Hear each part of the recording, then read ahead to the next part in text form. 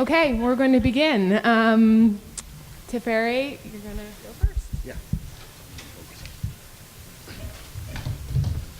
Good morning, everybody. Good morning. And that was, I thought, a great setup by the great Randy Weingarten to set us up. So you have to pardon me, I'm still playing the new card. And I'm going to play it for a little while. So I come from the local labor movement. And I'm still struggling to adjust to the culture and attitudes and the smartness of DC.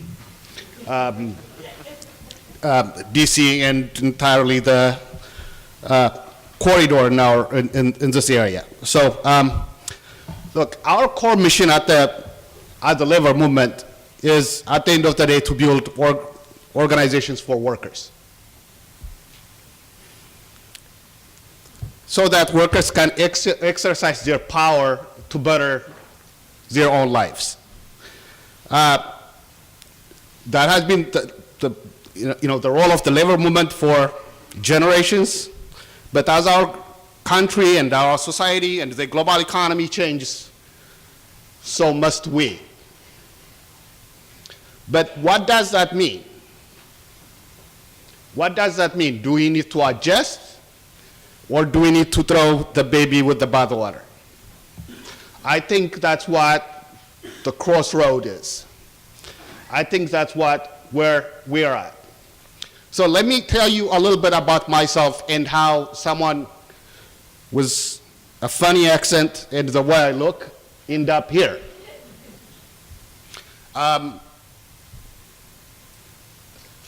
I got my first union job working at UPS. And I didn't go looking for the union found me. I got a night shift job as a part-time worker. I'm used to working liquor stores and unorganized places. And the first opportunity I got to work in a union, and the union rep coming and talking to me and giving me a union card and telling me what time I take my break and my responsibilities to be a productive worker, and how I represent and I have a role in being the best at that workplace, because whatever I do reflects back to all of us what makes the union at that workplace. Even though I went to graduate school, I never ever left the labor movement ever since then, because that's what I wanted to do. I saw the power of being empowered by knowing that you have other workers at your workplace who look after you, and you're not on your own. And that fundamental value, we shouldn't, we could not ascertain actually of abandoning, leaving, or throwing away. Because without that, we don't have a movement. Now, we have a lot of things that are ailing us. Randy talked about the organized attack that comes at us. The organized attack that comes at us. Sometimes people tell me, how come the gay and lesbian movement is actually proceeding a lot faster than the labor movement is, and change is happening? Even on immigration, even on everything else. But I'll tell you, corporations and the ruling class, even if they don't like it, it's easier for them to adjust on something that doesn't cost them anything. We are sitting at the table and saying we want our fair share. They're never, ever, ever going to give you that because you have a good slogan. They're going to give you that because you're going to fight for it. And it's not fighting for it from an intellectual perspective, but fighting for it by bringing workers together and allowing workers to decide what's best for them. What's best for them. So let me go back to my adjustment I'm trying to have in DC and the intellectual class in DC. We try to position ourselves a lot to be an agent for workers without including workers at the table. I am not giving up. I'm never going to give up, and we should never give up on the actual rank and file workers having a space to fight for themselves. We should facilitate that, but we should never take that away from them. And I think that's what the intellectual class tries to do, not from coming from evil, but I think it is sort of giving up. Workers don't have the power to do these things, so I'm going to negotiate for them. Yes, we should raise minimum wages. Yes, I'll walk and I'll fight to raise the minimum wage. But I want to fight, I want to walk for the minimum wage with other workers who will gain from the minimum wage. I don't want to do a backroom deal of persuading elected officials or whoever to raise the minimum wage without workers actually lifting a finger for it. Because that's not allowing you to build a movement. In order to build a movement, we need to always keep the workers at the center of our thinking and value them for what they do. It doesn't happen in this town just only on workers. It happens on immigration. It happens on everything else. We have a lot of people from the bottom of their heart, good people who want to fight for immigrant rights, but they don't think of sitting down with immigrants themselves and saying, I want to empower you to go fight for yourself.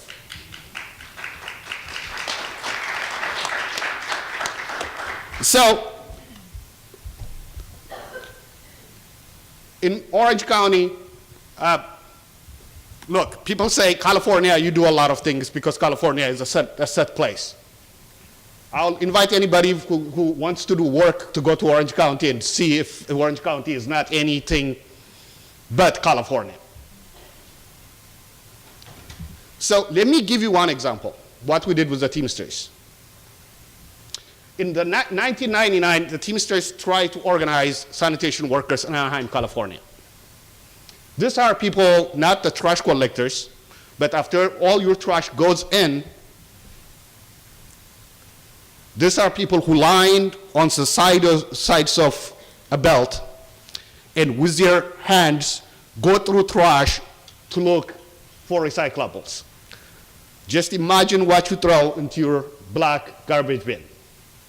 From roadkill to syringes. That's what they do. So when they tried to organize them, the company immediately called ICE, and most of them got deported. That has a huge chilling effect for people. And the union didn't go back. So Ron Herrera, who's the president of that local, always brags in Orange County we have a huge union density. And one day when we're visiting the site, I saw these people coming and going from the site. And asked them, are they your members? He said, no, they're not. And he told me about what happened in 1999. Here is where we need to focus on our community.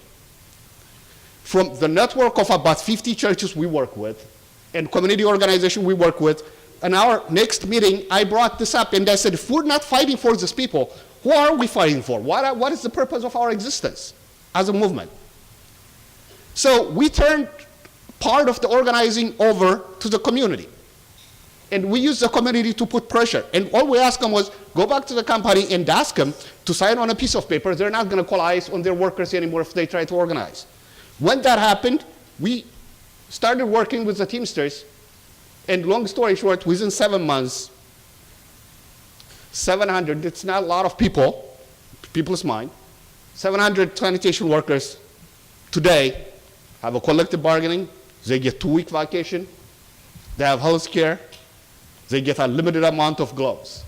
That, to me, is what the labor movement needs to live for and need to survive for. And these people just don't have a base. They have a collective bargaining. They sat across the table from their employer and got what rightfully was theirs.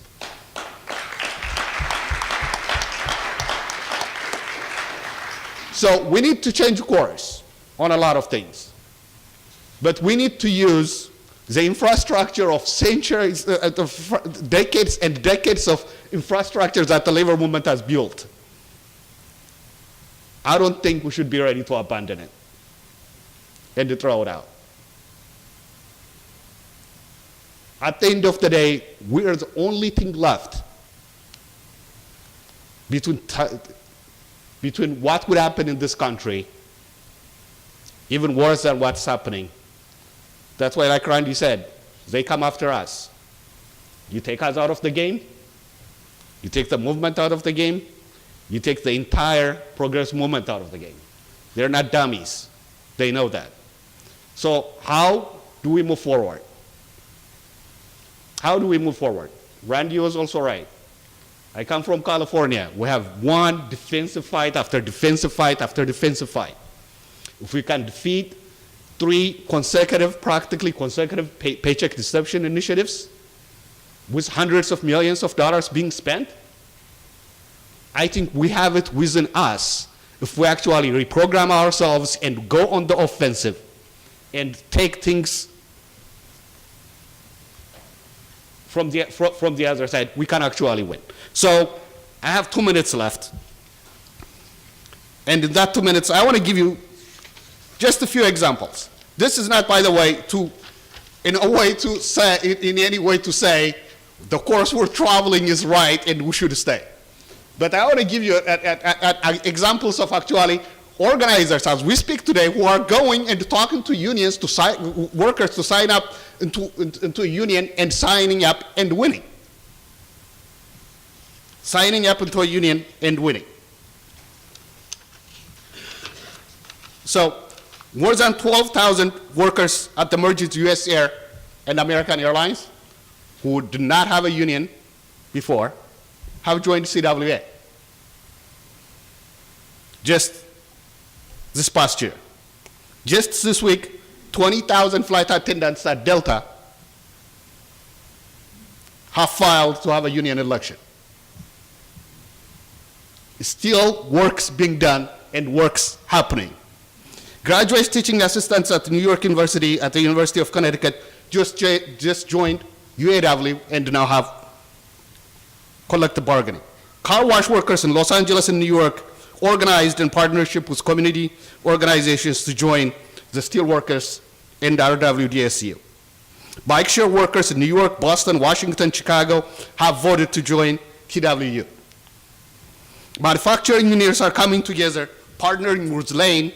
I know someone from Lane is going to be presenting later on, are changing the way procurement works, and through that process creating a venue for workers to have a collective bargaining agreement and confront their employers at the workplace. TV writers in reality shows in New York have recently joined the Writers Guild East. So a lot is happening. We can do a lot more. That's why we're working with our community organizations and community workers. I see Christina here, that there's nothing more I value than the organizations that Christina leads and Casa de Maryland and all the vibrant worker centers that are popping up all over the place. But at the end of the day, my message today, right or wrong, is we need to be considerate of workers and we need to empower workers to decide for themselves, even though we need intellectuals, but the intellectuals themselves don't create a movement. Thank you.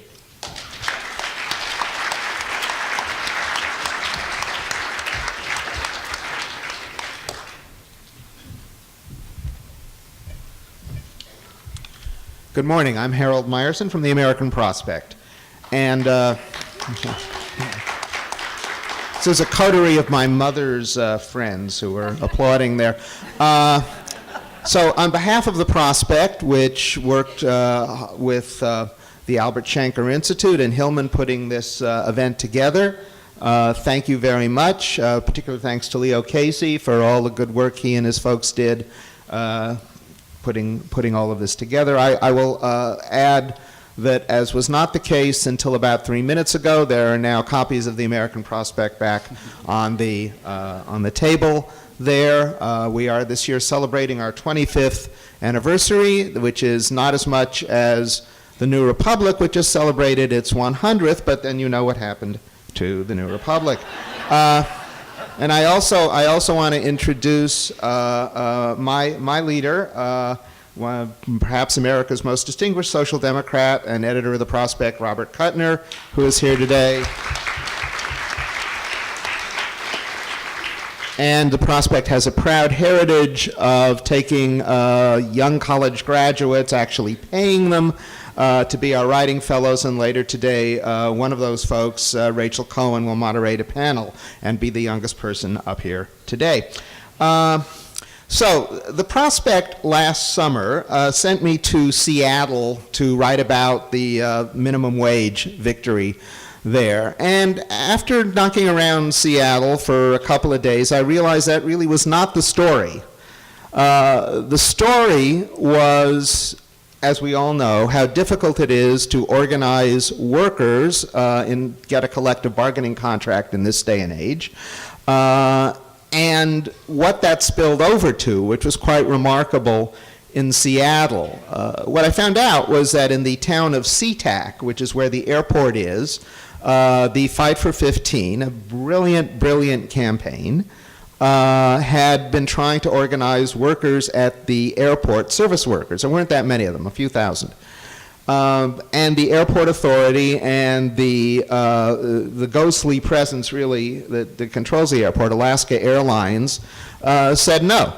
And so you'll hear today from two folks, one on this panel, David Rolfe, one on a later panel, Sejal Parikh, who heads Working Washington, the Fight for 15 in Washington, decided sort of to call the airport's bluff, and they put a ballot measure on the SeaTac ballot in November 2013 that really said immediately wages in SeaTac are going to go up to $15 an hour. And, you know, really this was just a way to try to get Alaska Airlines and the airport to the table. I mean, confronted with this, why wouldn't you negotiate for a few thousand workers? But in the time-honored tradition of American employers in this day and age, they didn't. Lo and behold, the measure passed, and it helped inspire the very good fast food campaign in the much larger neighboring city of Seattle, and 100,000 workers became subject to a process by which their minimum wage will be raised to $15 an hour. So it was easier, yeah. This was hard as hell and required all kinds of the kind of four cushion shots that are required these days to win victories for workers.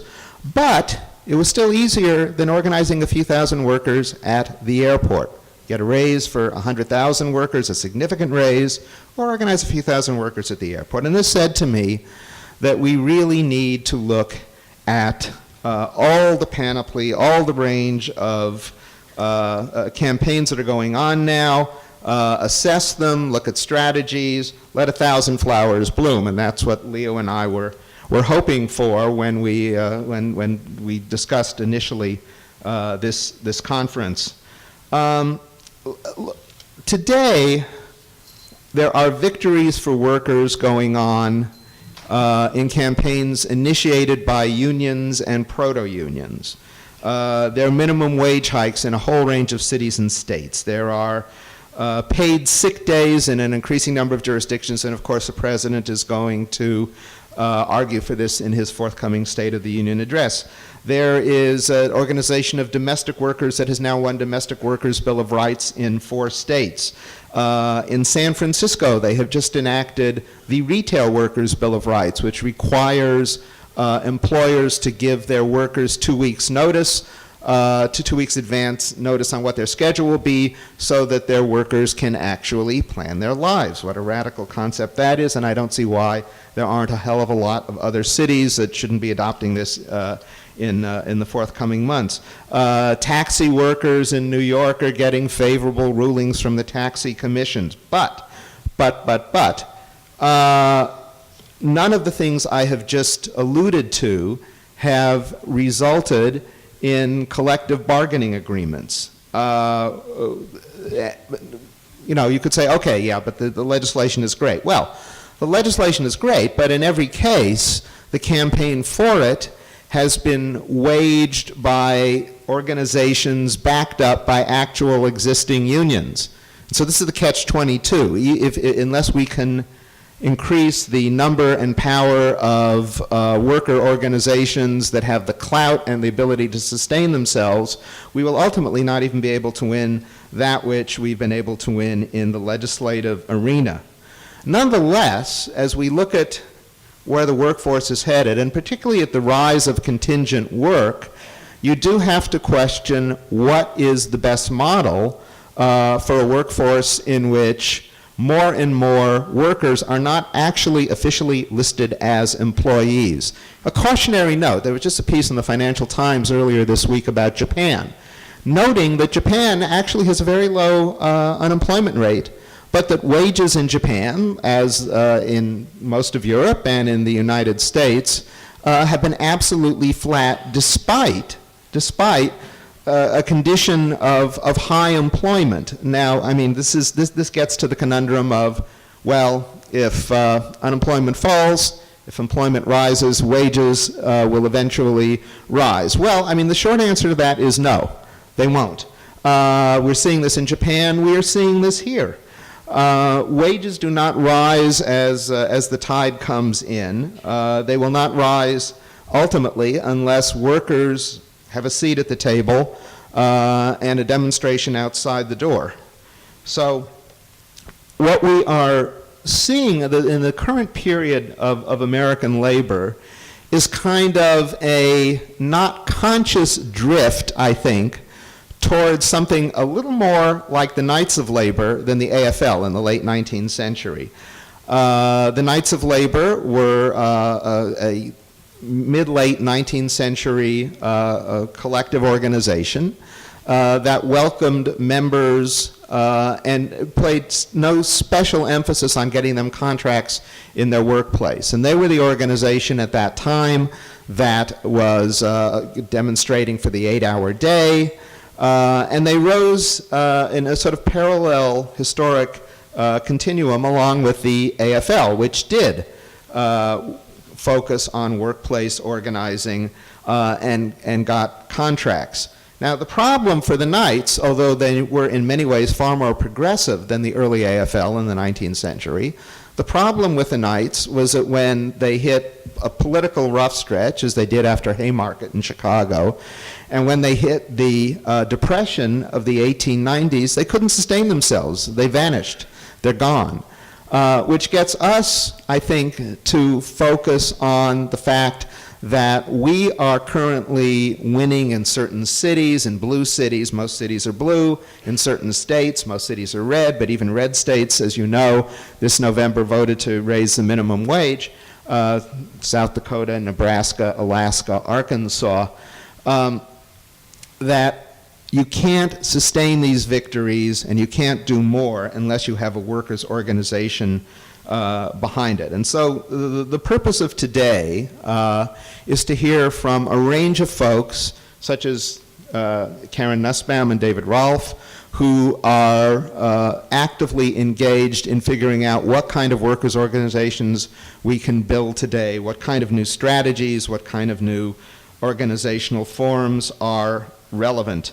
There is still, as Tafari absolutely accurately noted, there is still some good, what we might call conventional organizing going on, but really today no organizing is conventional in the sense in which Randy was alluding to in the organizing campaigns of the 30s and 40s. We're seeing HERE, Unite Here, continues to grow. Although this is partly related to the power Unite Here has in particular cities, with city governments helping them out, and the power they have in some hotels that are already unionized, that are owned by the same folks who have hotels that are not unionized. We are seeing things like the campaign spearheaded by the IBEW and the LA Alliance for a New Economy, Lane, which just got a union neutrality agreement at a new factory that will be built to build rail cars for the LA metro system, hopefully better than the ones in the DC metro system. And the key component here was the purchasing power of the LA Transit District, which wanted a local facility that had union representation, the presence of the mayor of Los Angeles, Eric Garcetti, in working this deal out. So organizing can require political pressure, and it can require all kinds of new strategies. And you'll hear some of them today. You'll hear from Rich Kallenberg about should labor organizing become a protected right under the Civil Rights Act of 1964, for which violating that has much more serious consequences than violating the National Labor Relations Act. You'll hear about the kind of union arrangement that the UAW is working out with Volkswagen in Chattanooga, and about the possibility of members-only unionism, something that Tom Gagan has written about in his new book, and that Catherine Fisk, law professor at UC Irvine, has written about and we'll talk about today. And the whole conundrum, which none of us have figured out very well, of a workforce which has a huge number of independent contractors, of contingent workers, of workers who work full-time and are mysteriously labeled temporary workers. I've seen this in the warehouses outside Los Angeles, where they ship the goods that come in at the ports of LA and Long Beach, where 40% of the imports come in, and this is there are 270 temporary employment agencies in this area. You can work there forever. You can have a different employer every week. The state of California is beginning to push back on this. You're going to hear a lot of this stuff. It is not hard to poke holes in many of these new strategies. If one of them clearly worked, we wouldn't need to have this discussion. Sejal Parikh from Working Washington has a piece on the Prospect website. We have already put up 4 articles from people participating in this panel on the American Prospect website, www.prospect.org. We will put up more, and along with the Shanker Institute, we will also put up a video of the day's proceedings. And Sejal Parikh, discussing one campaign, wrote, "We haven't yet found the right model for workers' organizations." That's true. That's why we need to have this discussion today. We hope today's conference advances that discussion and accelerates the process by which we find the model or those models that will help us build a just and better America. Thank you.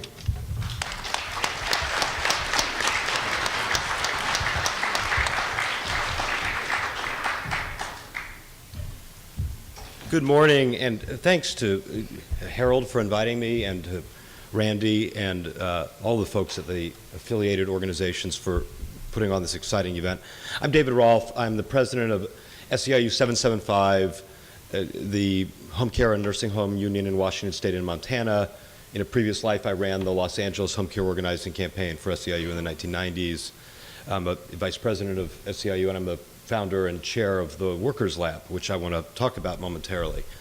But I think we should start with a little bit of context. The net assets built by the American middle class since 1940 are gone. The net economic impact of women doubling their workforce participation from 1977 to 2012 has been $0 in take-home pay for the bottom 90% of income-earning families. Our nation is in the midst of a 40-year hourly wage freeze, or if you're in the bottom 50% of income earners, a decline. And, the net assets held by Latino and African American families are so thin that many are literally 1 or 2 paychecks from personal bankruptcy. The American middle class is no longer the largest one in the world. Depending on your measure, we may be down to number 17. And everyone in this room certainly knows the inverse relationship between union density and the percentage of American income that goes to the top 10% and top 1%. Once you stop talking about deceptive averages that include income and wealth for the top 1% and start talking about medians, the picture and the points on any graph you could construct, whether you're talking about income, whether you're talking about wealth, whether you're talking about intergenerational social mobility, all paint an incredibly depressing picture of what is happening to work and workers in America. This is not a phenomenon that began with the Great Recession. It's a phenomenon that began, I would assert, roughly with the publication of the Lewis Powell memo, and what you could blame Ronald Reagan or the doctrine of shareholder value maximization that developed in the business schools in the 1980s. Pick your villain. It is an incredibly frightening picture, and it doesn't get any better. There is no pendulum programmed to swing back automatically by some law of physics. If you look at the jobs that are growing right now, we have essentially replaced all of the middle-class jobs lost during the recession with poverty wage jobs. And the preponderance of new jobs are those that make under $30,000 a year, under $15 an hour. 15 of the fastest 20 occupational categories are in jobs that pay less than $15 an hour. 17 of the top 20 fastest growing occupational categories are in jobs that don't require any more than a high school education or perhaps some professional training on the job. So the myth of the sort of jobs gap, if you just get yourself educated enough, somehow there'll be a wonderful old school job with a high wage and good benefits, simply not true. And more and more, I think 50 million is the number I heard of Americans who are now in something that looks like non-standard, non-traditional full-time employment, contract, contingent, eDesk, Olance, Amazon Turk, Uber, Lyft, Airbnb, TaskRabbit types of work where people have to cobble together many of these things to put together a relatively low income unless you have an asset like a Manhattan apartment or a town car that you can make somewhat more money on. And if all of that is scary, it's not going to do anything but accelerate, right? Unless Moore's law stops the pace of technological change. Right now we laugh at home care robots in Japan that take 90 seconds to fold a towel, but in 12 years, if technological capacity increases every 18 to 24 months, they will be able to fold more towels than any home care worker or hospital worker or hospitality worker could.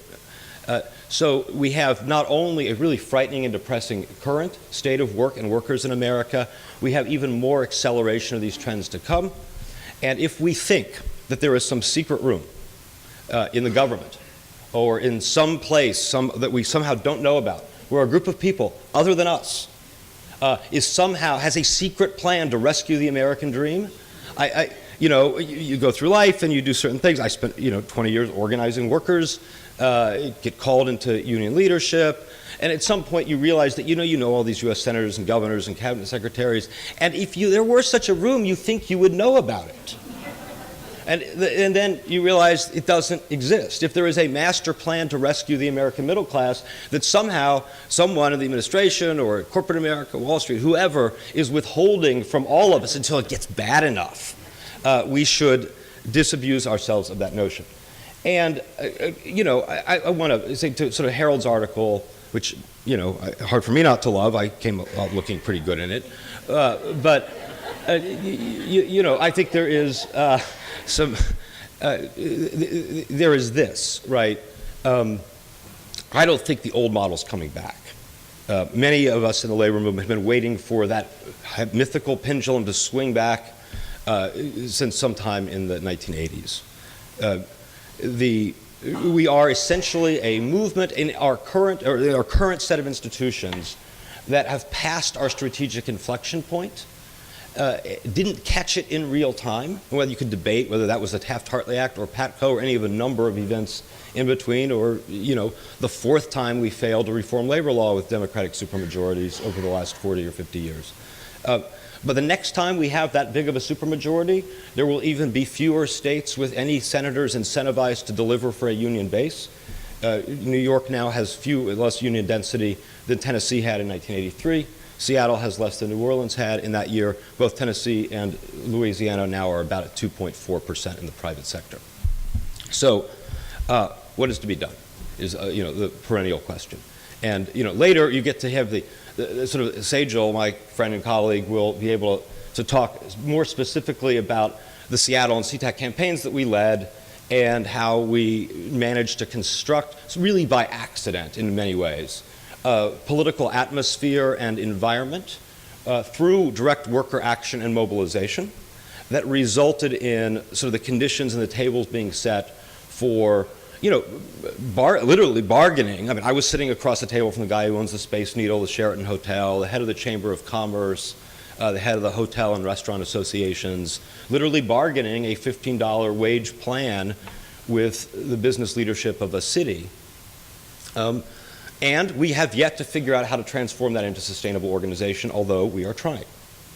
But the if our version of sustainable organization relies on change in federal labor law, if it relies on a set of conditions that were present roughly in the 30s, 40s, and 50s, but are not present in today's economy or today's politics, then we are probably guilty of, the attributed to Einstein definition of insanity and doing the same thing over and over, expecting different results. And when you actually look at the budgets, which are the true mission statements of labor organizations, we do essentially the same 5 things that we have been doing every year since we peaked in our density in 1958. We mainly represent workers through existing collective bargaining contracts, the care and feeding of union members, and contract administration and bargaining, and all that stuff. That's mostly what we do. We pay for the expensive internal bureaucracy and democracy that we have. Some of us still organize workers into this sort of declining bargaining model, and then we spend a lot of money electing Democrats and then begging them to do what they said they were going to do. And those are essentially the 5 things the labor movement does, and about 99% of its budget. And when you look at our own history, there have been moments of crisis before. My friend Dorian Warren found this article from 1930 that said, it was in the New York Times, Steve, it said, we went looking for the labor movement. We couldn't find them. They're not really around here anymore. We went to headquarters, knocked on the door. The Secretary of Treasury was gone. He had been there for days with a stack of mail. We don't think these guys, no one showed up at the annual parade. The labor movement isn't going to be heard from again. And that was in 1930. But what John O. Lewis and everyone, I think at that moment, figured out, not unlike what Louis Gershner did at IBM, Steve Jobs when he came back to Apple, or Andy Grove at Intel, it was sensed the strategic inflection point as it was happening and reallocated talent and resources on a massive scale from an old model to a new one. Now, industrial unionism was not brand new in the early 1930s. It had been around for some number of decades. It was distinctly the minority viewpoint in the American labor movement at the time. It had a sort of distinctly radical and foreign reputation, but it existed, and it was the other game in town that faced with the collapse of sort of labor's ability to keep people out of the labor market within an era of 25% unemployment, that essentially people, the leaders then said, okay, it's more important for us to take all of our best organizers and all of our resources and invest in a completely new model. Today, we do not yet know what that new model is. So while we collect $12 billion a year in revenue and own $36 billion in assets, not including all of our benefit funds and the like, just in treasuries and real estate and the like, we don't yet know what new model to transfer those assets and resources to. And this, I would argue, is one of the causes of our time. The moment is not right for wishing the old model would come back.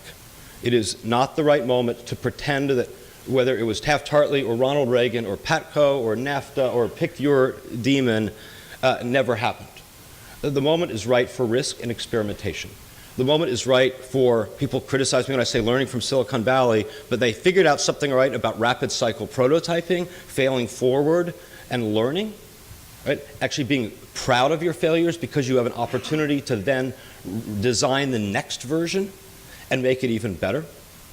And so that's what we want to do at the Workers' Lab, is essentially to incentivize organizers, activists, entrepreneurs, social entrepreneurs, technologists, anyone to experiment with and prototype new models that meet 3 critical criteria: the power to change workers' lives for the better, the scale to ultimately touch tens of millions of Americans, and a revenue model, and we as lefty organizers cannot be indifferent to this, that actually gives organizations the ability to live and fight another day, even in periods of bad economies or political disfavor. Those are the 3 essential elements of the DNA of the industrial union model that Lewis and others invented when they transfer their resources and assets from old organizations to new ones. So this is, I believe, the thing we must now do. I'm told I'm very much running out of time, so I will wrap up by saying this. Except in rooms like this, no one remembers the names of labor leaders from 100 years ago. Most Americans at one point to pass high school civics had to remember that Woodrow Wilson was our president 100 years ago, but most people could not name a US senator or a governor, a CEO, a popular entertainer, the most popular author. No one knows any of that. Most of us can't really remember exactly who all was in our family tree going back then. What I said a lot during the Seattle debate on 15 minimum wage, but I think applies equally to this ethic of risk-taking and experimentation in our movement right now, is that 100 years from now, no one's going to know who any of us were. They will remember President Obama. They will not remember the name of anyone else in this room. But people remember movements, and they remember great moments of social change. We remember abolition. We remember, for good or for bad, temperance. We remember suffrage. We remember civil rights. We remember Stonewall. Right? We will remember immigrant rights and marriage equality. So 100 years from now, what people will remember is not any of us as leaders, not any of the institutions that we lead. They will remember whether, when the American dream was at her greatest level of risk, a handful of brave people had the courage to stand up and do something about it. And that's absolutely what I think we all need to commit to doing. So thank you.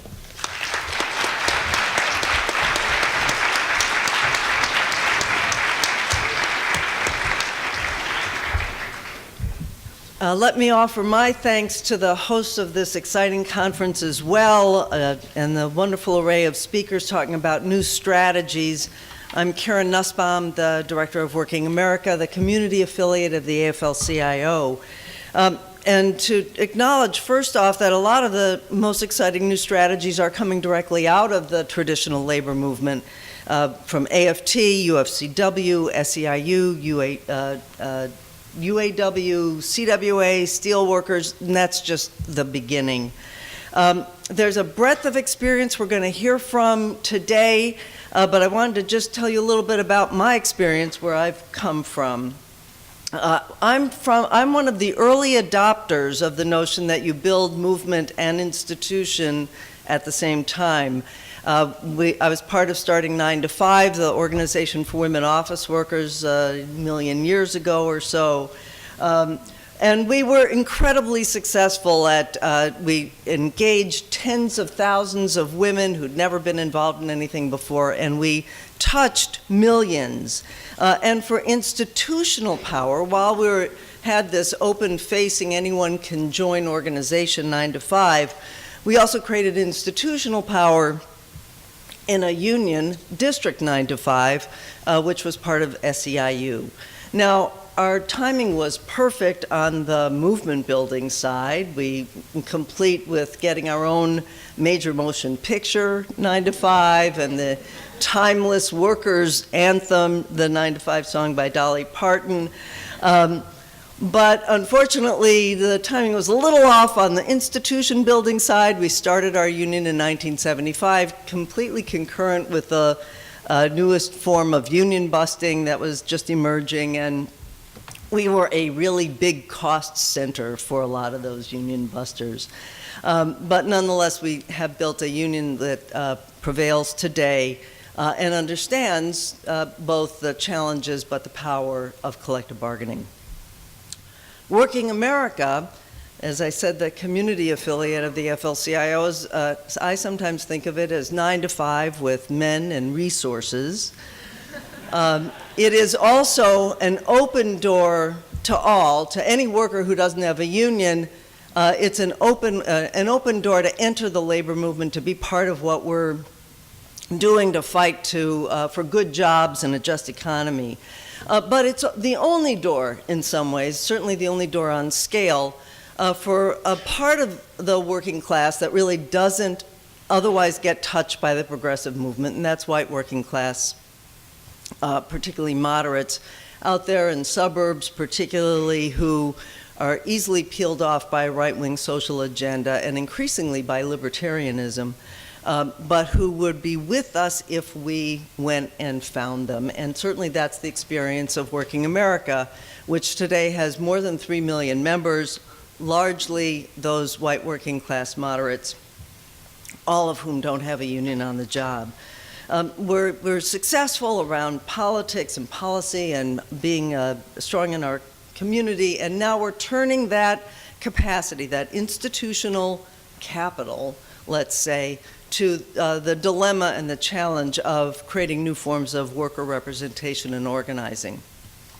We're doing that a lot, and I just want to outline a little bit about what we're doing.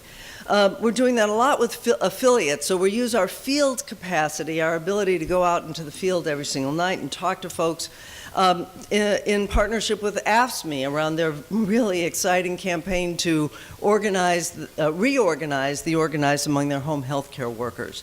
With UFCW around our Walmart, when we go door to door in neighborhoods, we encounter lots of retail workers, including, as it turns out, depending on the community, hundreds over the course of a month or so, who are former and current Walmart associates or other kinds of retail workers.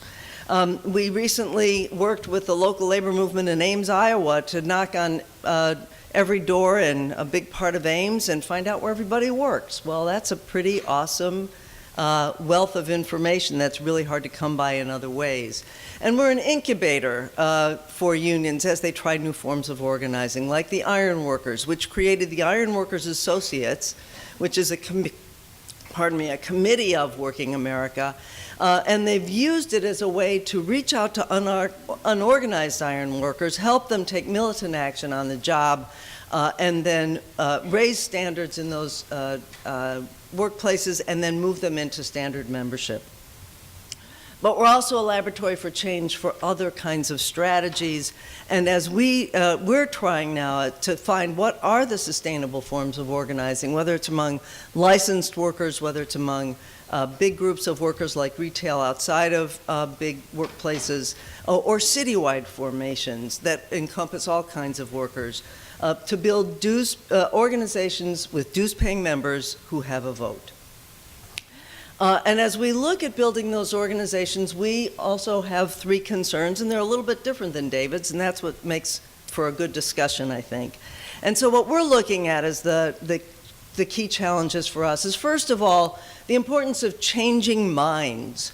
That the issue fights that we're having today on minimum wage or paid sick days are necessary, they're thrilling, they're creating tremendous momentum, but they don't necessarily change your worldview. And I certainly saw that when I was out campaigning in DuPage County, right outside of Chicago, going door to door in this recent election, where at every door I knocked, everyone was for raising the minimum wage, while they were also saying that they were going to vote for Bruce Rauner, who was probably the most anti-worker candidate in this last election cycle, who did become governor of Illinois. I'm going to get a glass of water. Thank you very much. So we need those fights for all the reasons I mentioned, but we also need to create a viewpoint so that we're not going back and fighting over the issue fight over and over and over again. A viewpoint that basically says that Wall Street and big corporations fundamentally have different interests than working people, and that the way and that it's the strength and numbers of working people that are the countervailing force, the only, in some ways, countervailing force to that kind of power. Now, pollsters call that a frame. I think in the olden days we might have called that class consciousness. But that's what workers need to have in order so that when they wake up every morning, that's what they bring to what they're reading in the newspaper or hearing on the news or experiencing on the job. So that changing minds, creating that, I think, is essential to building the kind of sustained new forms of organizing that we're talking about. Secondly, structure and scale. And David and I certainly agree on a lot of this. And I won't belabor it.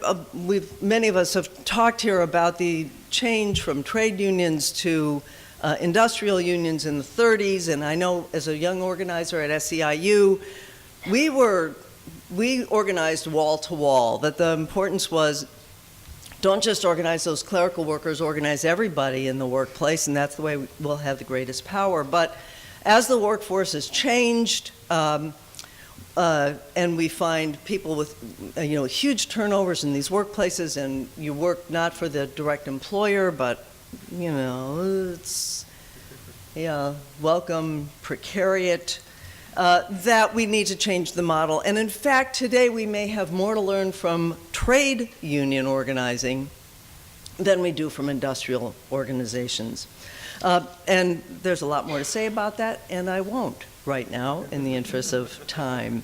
But that it also, as we do that, we have to look at how we're going to bring that to scale, which starts with militants taking militant action, but has to be supported by other dues-paying supporters. And that leads me to my last point, and that is the importance of dues and democracy. That we need revenue, but it has to be, I believe, conscious decisions to pay dues to support your organization because it's your organization. Workers need to pay for their own organizations, and for a variety of reasons, including my first point, which is consciousness. But they also have to have a vote. And that democracy can be a hot mess, right? And it doesn't always get you where you want to go, but that's a challenge that we've got to take on. We have to build a workers' movement, and that redistributes wealth and power. That our object here is not just to redistribute wealth, but to redistribute wealth and power. And the only way we do that, I believe, is if workers own their organizations through their dues and their vote. One last word, and that is whether the new forms and old forms are in conflict. Collective bargaining unions are investing millions of dollars and time and strategy into new forms, as they and we should. And as others, including Randy this morning, talked about 100 years ago, the AFL, the trade unions, and the organization of those trade unions was in peril. The CIO and industrial organizing wasn't a threat to trade unions, even though it probably felt like it was. In fact, the success of the CIO was the salvation of trade unions. Union, because of the adapting to a new form of the workplace and the workforce, union membership skyrocketed, and it was the increase in union density and the success of a workers' movement that then created the undergirding of the trade union form of organizing as well as new industrial organizing, so that collective bargaining as a whole thrived. The new forms of representation we are experimenting with today don't deliver the power of collective bargaining, but they may be the only way to both redistribute wealth and power and preserve the power of collective bargaining unions as we go into the future. Thank you.